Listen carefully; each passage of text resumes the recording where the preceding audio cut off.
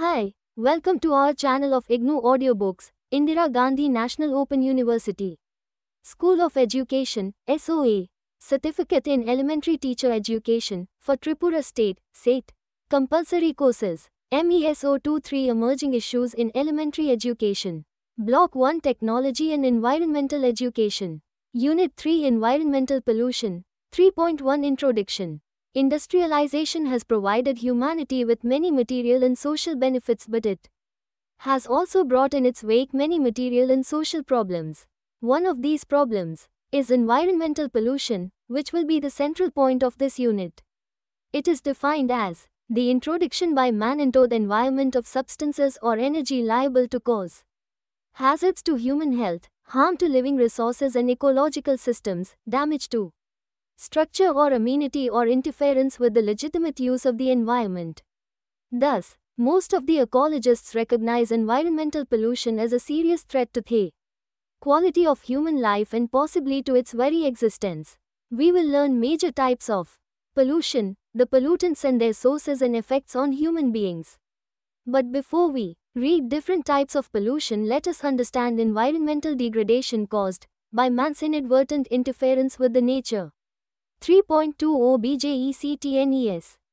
After reading this unit, you should be able to identify major types of pollutants present in the environment, explain the PR3 blooms of air, water, soil and noise pollution, and explain global impact of human behavior on the environment. 3.3 Pollutants and pollution. 3.3.1 Definition of pollutant. According to the Environmental Protection Act of 1986, pollutants are the harmful solid, liquid or gaseous substances present in such concentration in the environment, which tend to be injurious for the whole living biota. The relatively benign products of human activity will be regarded as pollutants if they precipitate negative effects later on. For example, the nitrogen oxides produced by industry is treated as pollutant although they themselves are not harmful, because in presence of sunlight it is converted to smog, which has adverse effects on the human well-being. Again, whether something is a pollutant or not depends on the context. For example, presence of carbon dioxide is essential in the atmosphere for the survival of the biota. But carbon dioxide emissions are sometimes referred to as pollution because its increased level in the atmosphere brings harmful changes in the Earth's climate. 3.3.2 Sources of pollutants. Pollutants may originate from both the natural processes, such as forest fires, volcanic eruptions, earthquakes, tsunami etc., or through anthropogenic activities, such as industrialization, transportation etc. But the pollutants from anthropogenic activities are more damaging because they are released in the periphery of human settlements. So generally the environmental contaminants that are resulted from the human activities are referred to as pollutants. Some sources of pollutants, such as nuclear power plants or oil tankers, can release very severe pollution when accidents occur. Some of the more common pollutants are chlorinated hydrocarbons, heavy metals like lead in lead paint and until recently in gasoline, cadmium in rechargeable batteries, chromium, zinc, arsenic and benzene. 3.3.3 Classification of pollutants. Pollutants can be classified in a number of ways. For example, A. On the basis of their forms they exist in the environment after their release.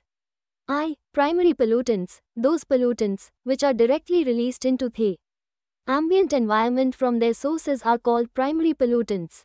Examples are sulfur dioxide, oxides of nitrogen etc. They are emitted into the environment due to burning of fossil fuel and remain in the same form for a longer period of time. E. Secondary pollutants. These pollutants are not directly released into the environment from any operating source. Instead, they are transformed from primary pollutants due to their reaction with the environmental components. For example, sulfates, nitrates, ozone, smog, peroxyacetyl nitrate, PAN, etc. Sulfates are formed from the oxidation of sulfur dioxide, which is a primary pollutant. B. From ecosystem point of view, they are divided as I. Biodegradable pollutants, pollutants which may be broken down by microorganisms to harmless constituents and are reused in the biogeochemical cycle, are called biodegradable. These include domestic wastes, organic matter of plant and animal origin, fecal matter, blood, urine etc. Non-biodegradable pollutants, these include pollutants which are not broken by the microorganisms. They may undergo a change of form or chemical combination. These include heavy metals, phenolic compounds, and DDT etc. These pollutants are very injurious to the biotic community, even in a very minute quantity. See, on the basis NF the range of their effect, they are again divided into local pollutants. These are pollutants whose concentrations exceed the prescribed limit within a small area or volume of air, soil or water. Their residence time is low. For example, coal burning produces smoke, which in sufficient concentrations can be health hazard in the vicinity of the source only, but after some time it will be diluted or absorbed by sinks. Global pollutants, these are pollutants whose concentration levels have cumulatively built up in the environment over years and their concentrations are steadily rising. The increased concentration of carbon dioxide and fluorocarbons, which have global impact in the form of global temperature increase and ozone layer depletion respectively, fall under this category.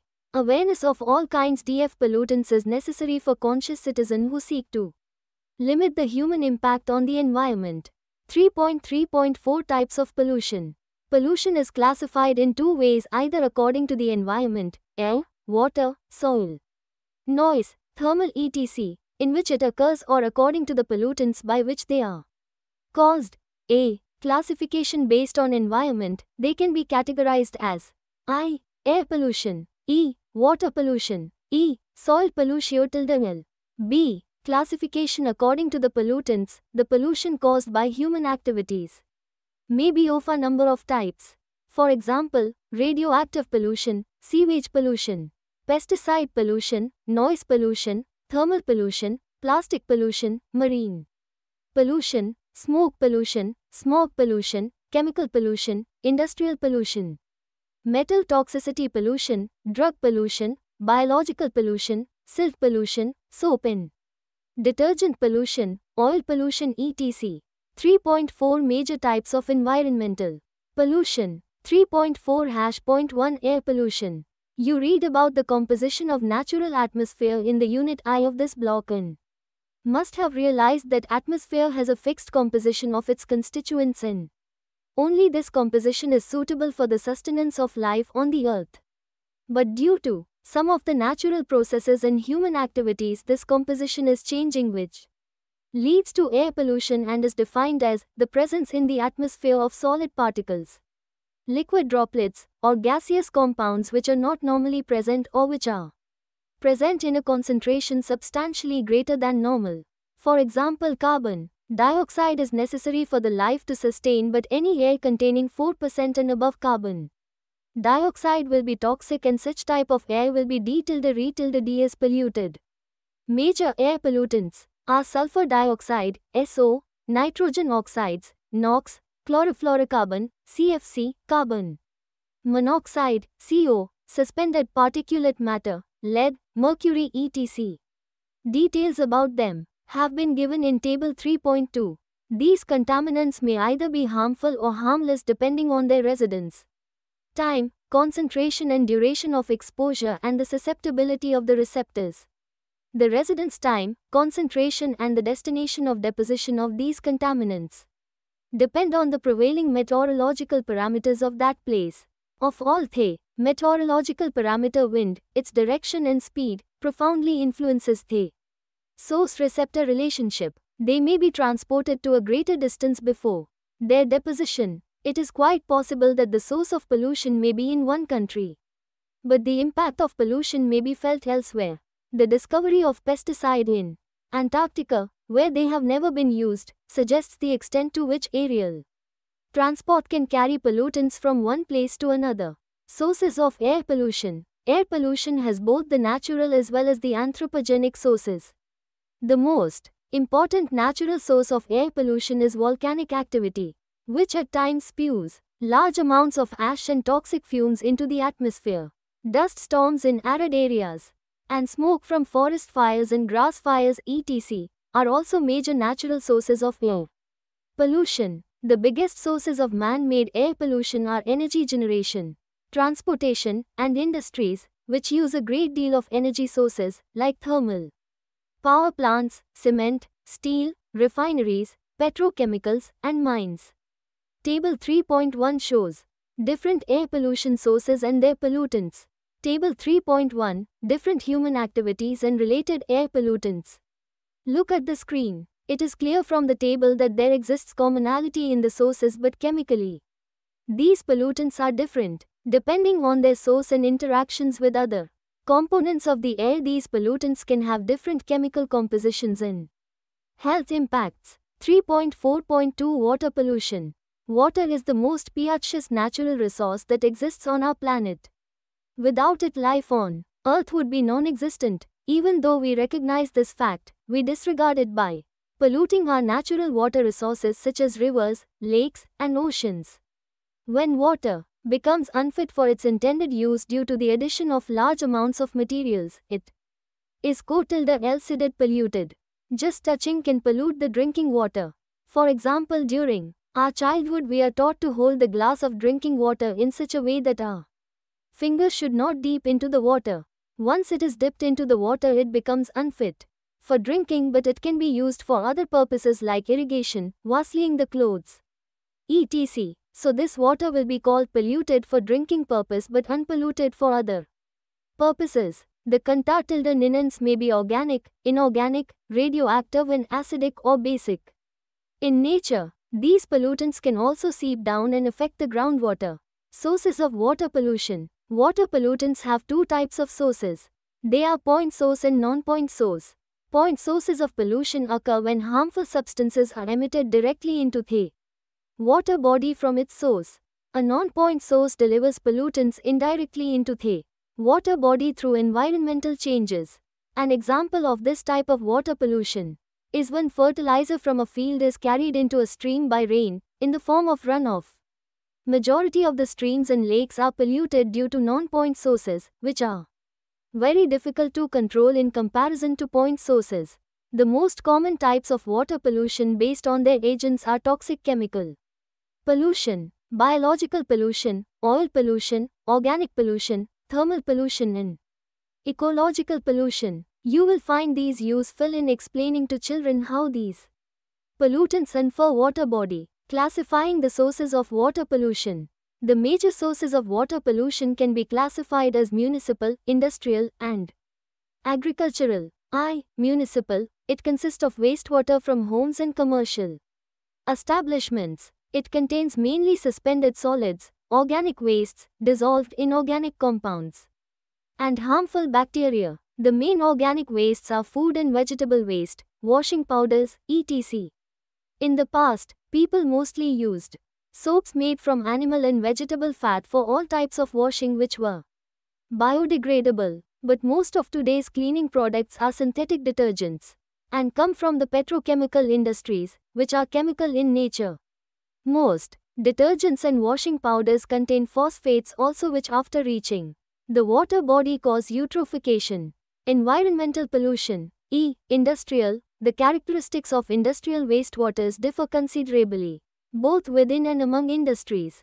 The impacts of industrial discharges depend not only on their collective characteristics, such as biochemical oxygen demand and the amount of suspended solids, but also on their content of specific inorganic and organic substances.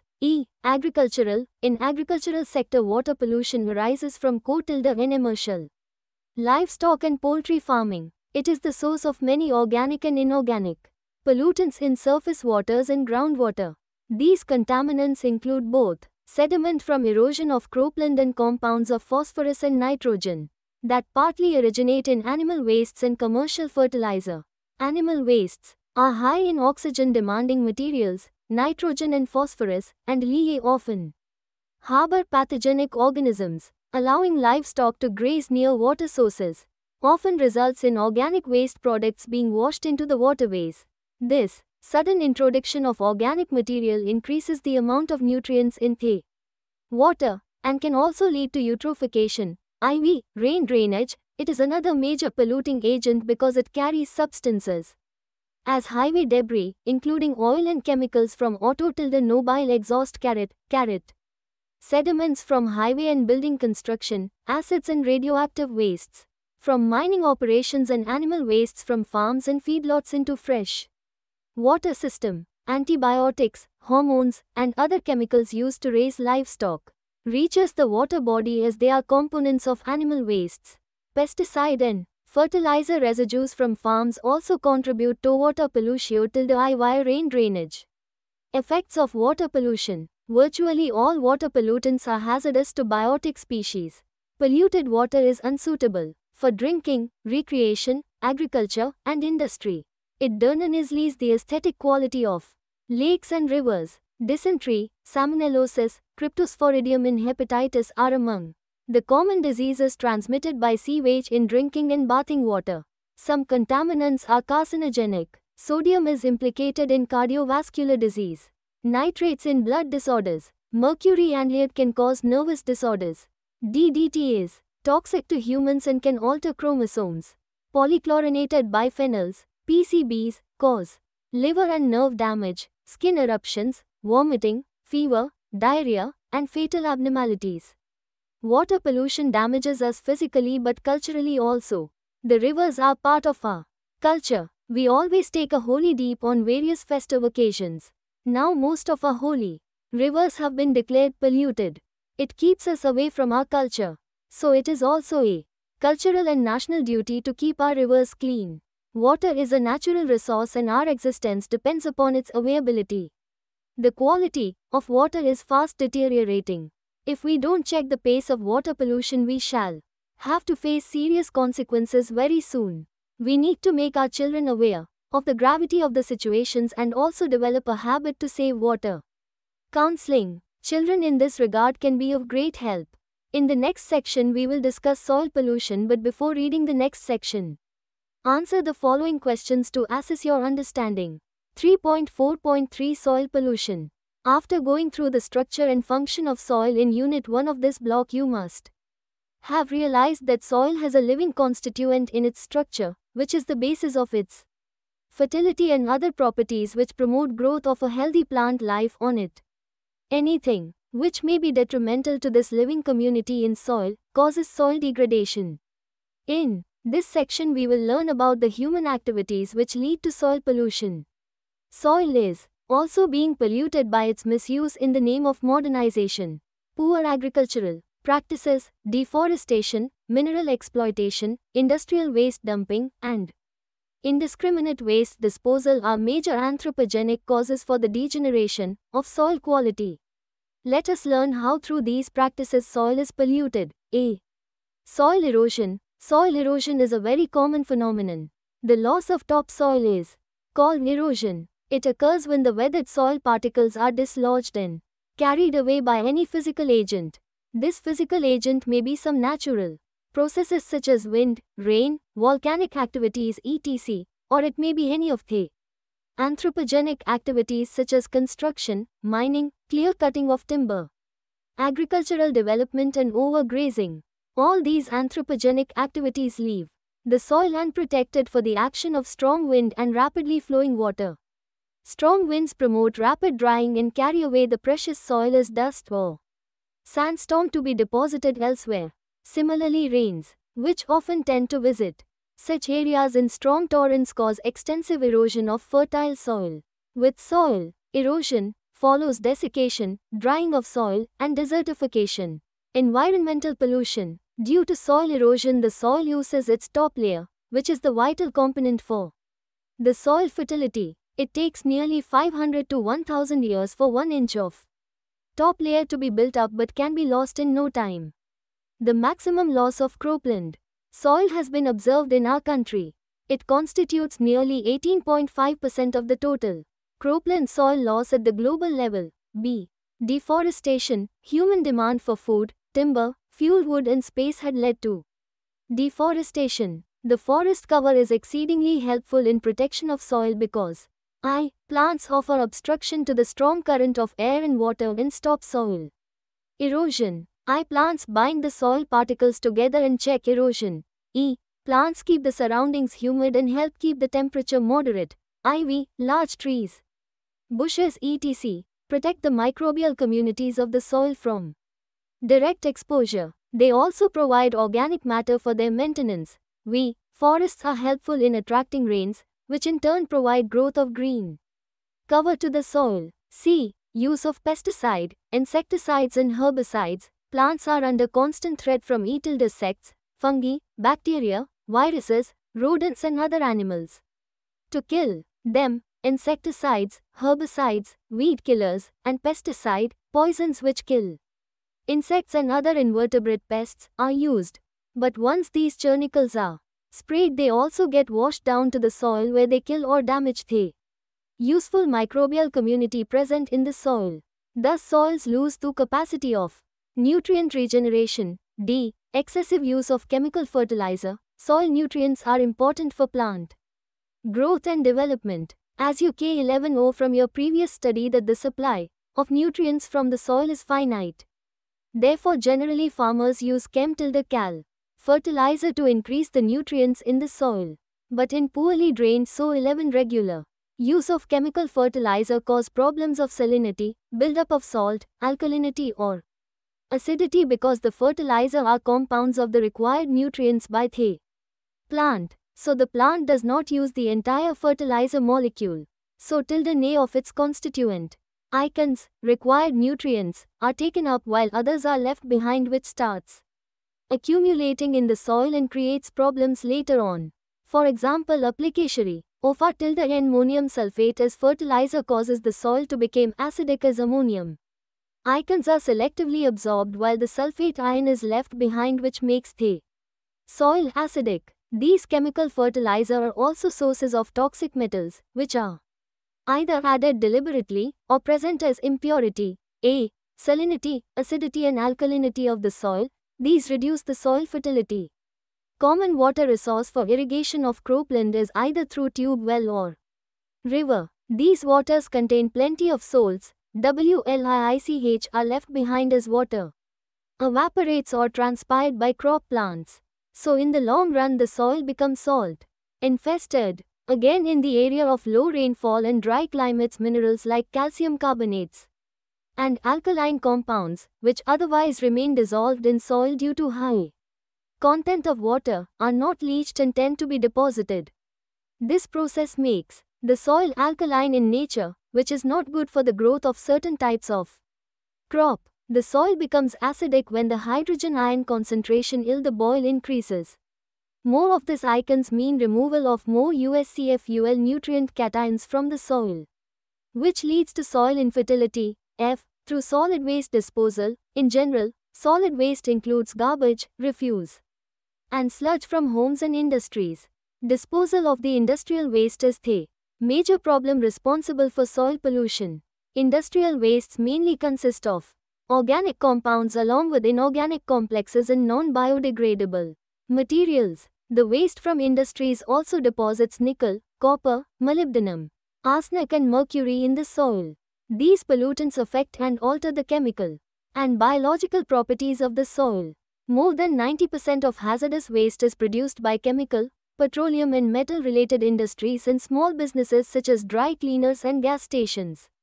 It has been estimated that about 50% of the raw material ultimately becomes waste products in industry, and about 20% of these wastes are extremely deleterious.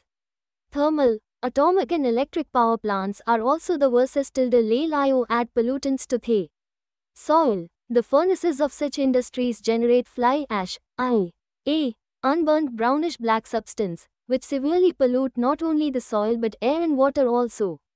3.4.4 Noise pollution. Sound is the most common form of communication. It is of two types, music and noise. The general definition of these two are: one, which is pleasant to listening is called music and that which is unpleasant is called noise. But this definition of noise is highly subjective. To some people the roar of a lion is satisfying or thrilling, to others it is an annoyance. Loud music may be enjoyable or a torment, depending on the listener and the circumstances. Natural sounds are generally less annoying than Ones we think unnecessary or controllable. Intermittent sounds such as a tap dripping on a quiet night can be more disturbing than the sound of falling rain. So broadly, noise can be defined as unwanted or offensive sound that unreasonably interferes with our daily activities. Noise causes stress, leading to illness. Therefore, any form of noise can be considered as pollution. But noise pollution is different from other types of pollution. Unlike others, sound is not a chemical but it is simply a wave motion in air. So the noise pollution is a form of energy pollution. Pollution affects mostly the physical system, unlike noise pollution which affects physical as well as the mental systems. Measurement of sound. The loudness of sound is measured in terms of decibel. dB. The decibel scale is logarithmic. This means that a doubling of sound loudness is not represented as a doubling of the decibel level. For example, an increase of just 3 decibels means twice as much sound, and an increase of 10 decibels means 10 times as much sound.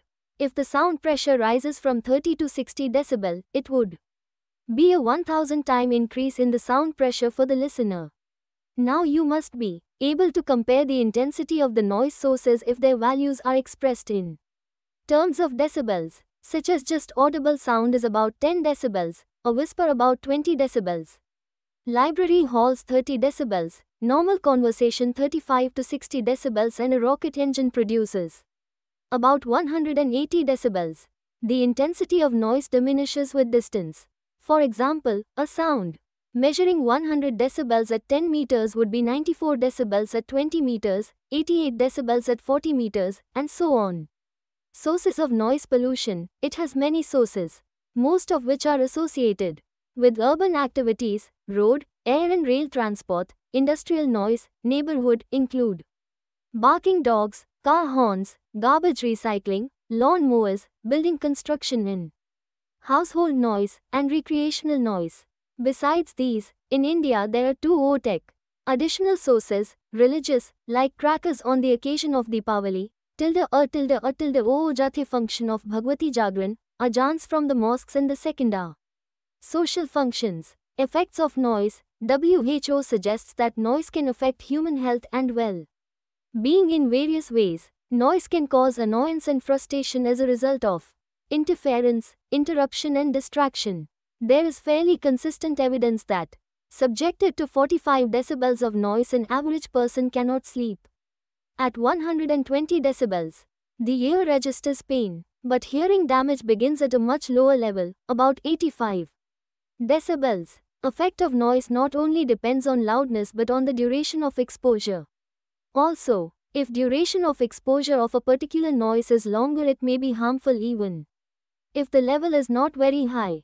Apart from hearing loss, noise can cause annoyance, sleep disturbance, interference with communication, heartburn, indigestion, ulcers, high blood pressure, heart disease, and affects social behavior. In addition, noise-induced stress creates severe tension in daily living and contributes to mental illness. People experiencing high noise levels, especially around airports or along rail corridors, differ from those with less noise exposure in terms of increased number of headaches, greater susceptibility to minor accidents, increased reliance on sedatives and sleeping pills, increased mental hospital admission rates. The situation of noise pollution in most of the cities in our country is alarming. It should be checked on priority basis. However, there are a few devices that may be employed to avert the adverse impact when it is not possible to control its source. Vegetations mitigate the noise as these reduce the intensity of sound. Noise screens may be used around places where the noise is high levels. Noise screens are made up of soft or porous materials. Various types of silencers, which are technically devised, have better utility in this regard.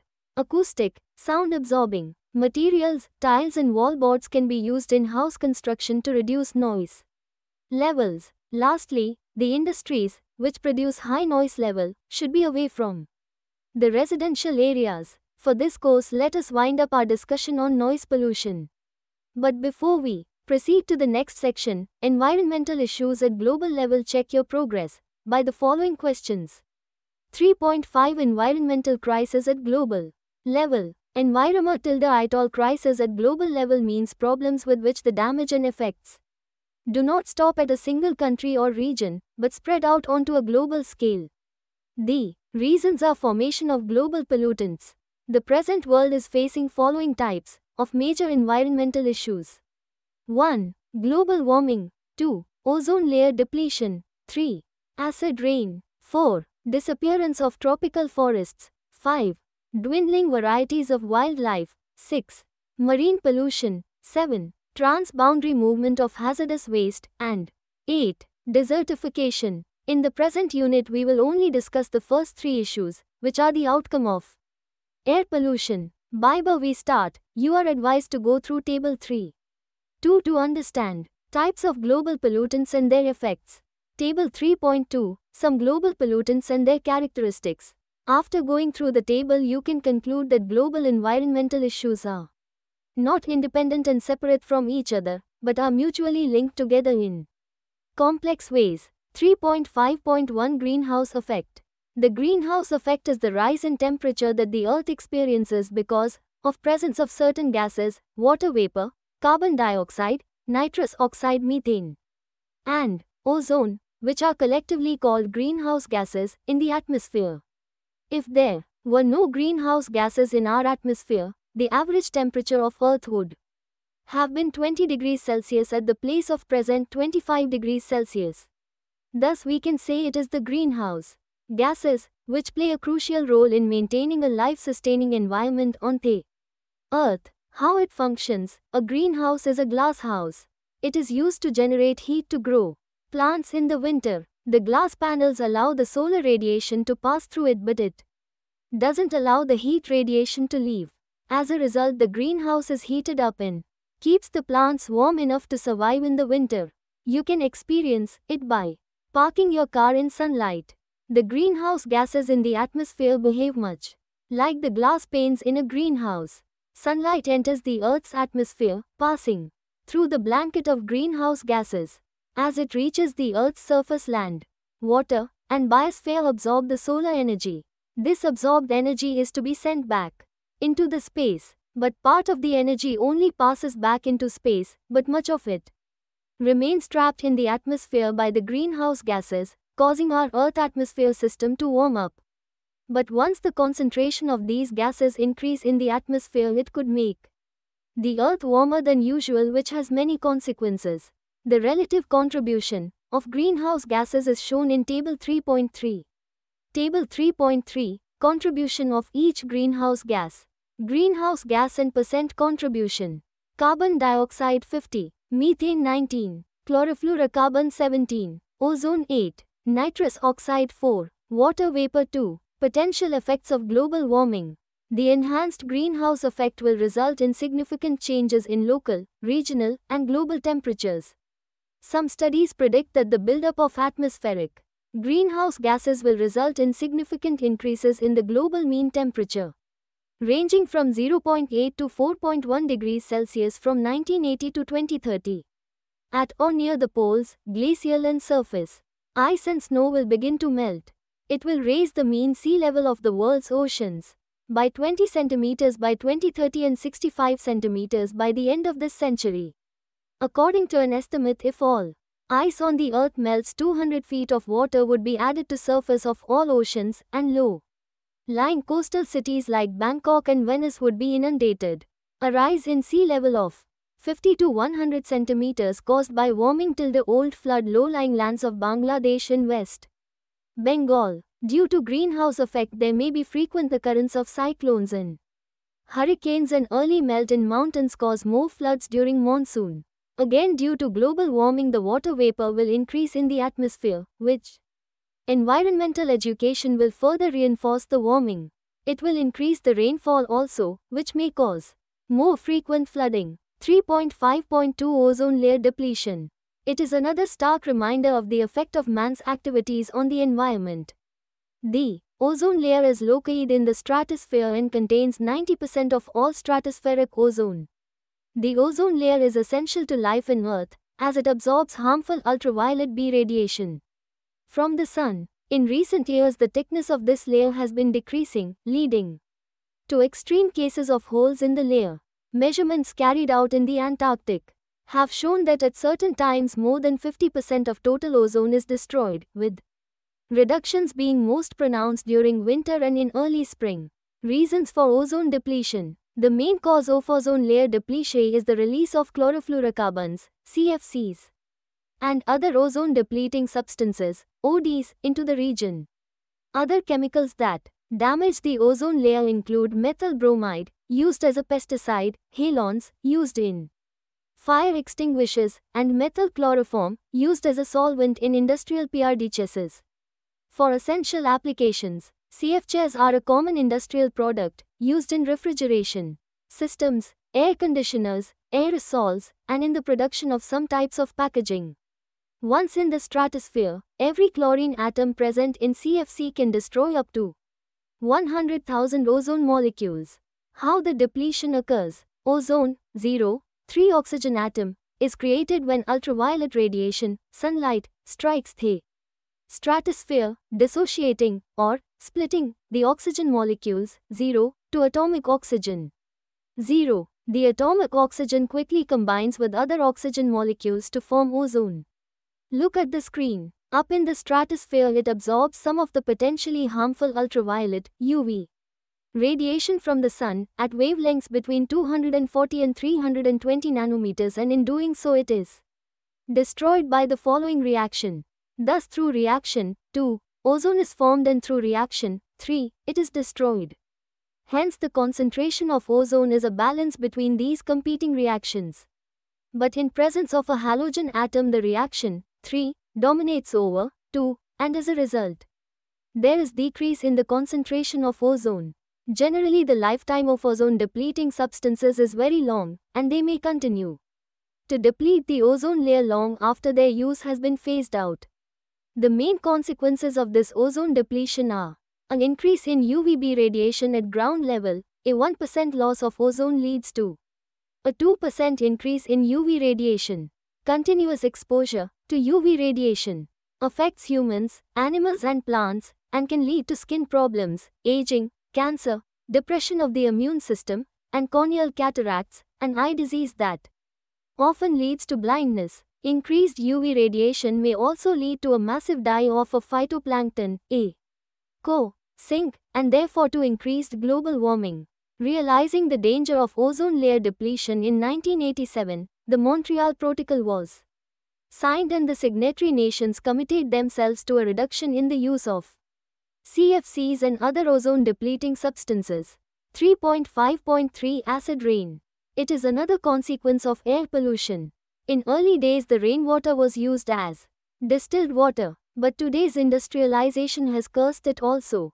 The enormous release of acidic polluter ~Ts such as sulfur dioxide and nitrogen oxides after their oxidation in the atmosphere combine with water vapor present in the atmosphere to form sulfuric and nitric acid, and finally they fall as rain, snow or fog.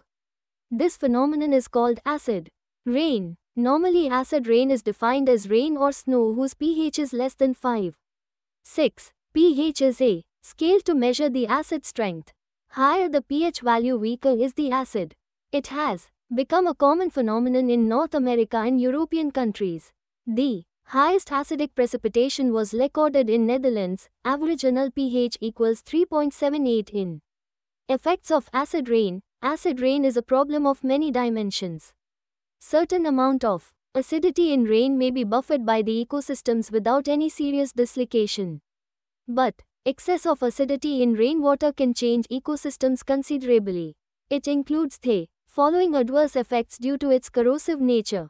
Acidification of natural water resources and freshwater system leads to very adverse effect on the aquatic ecosystem by killing several fishes. The acidification of lakes and marshes in North America and Europe is causing the extinction of certain fishes and having other ill effects. Leaching of the soil, damage to construction materials like marble, limestone, slate, mortar etc. and cultural heritages. In Greece and Italy, invaluable statues have been partially corroded by acid rain. In our country also our great cultural heritage, the Taj Mahal, is facing the same fate due acidic emissions from the local industries. reduction in atmospheric visibility, and human health. Acid rain is an international problem. Due to meteorological parameters, the pollutants responsible for the acid rain formation are carried out to long distances from their sources, so it is very difficult to correlate between their sources and destination of their precipitation. For example, the acid rain that may have damaged some forest in Canada, where there is less anthropogenic activities, could have originated in the industrial areas of USA. Increase in the acidity of the precipitation over Norway is primarily caused by the emission and large range transport of acidic gaseous pollutants released in highly industrialized and densely populated regions of Europe. In fact, this has created disagreements between Canada and the United States and among European countries over the causes of and solutions to the problem of acid rain. You must have well understood the global problems that are the consequences of our local activities. To assess your knowledge, answer the following questions. 3.6 Summary. In this unit you have learned how our own activities are responsible for the damage of our own life supporting system. Clearly, the problems associated with environmental pollution have the capabilities to disrupt life on our planet to a great extent. But hey, government alone cannot solve the entire problem. It is ultimately up to us to be informed, responsible and involved when it comes to the problems we face with our environment. We must become familiar with our local environment and learn about ways of disposing harmful waste so they don't end up as such on our land, water or air systems. We have to preserve existing trees and plants to prevent soil erosion and promote infiltration of water into the soil. Around our houses, we must keep litter, pet waste, leaves, and grass clippings out of gutters and storm drains. These are just a few of the many ways in which we, as humans, have the ability to combat the pollution problems. As we are in the 21st century, awareness and education will most assuredly continue to be the two most important ways to prevent environmental pollution. If these measures are not taken and environmental pollution continues, life on Earth will suffer severely. In this way, by acting locally, we can save the environment globally. Thank you for watching. We will see you in the next video with the next chapter.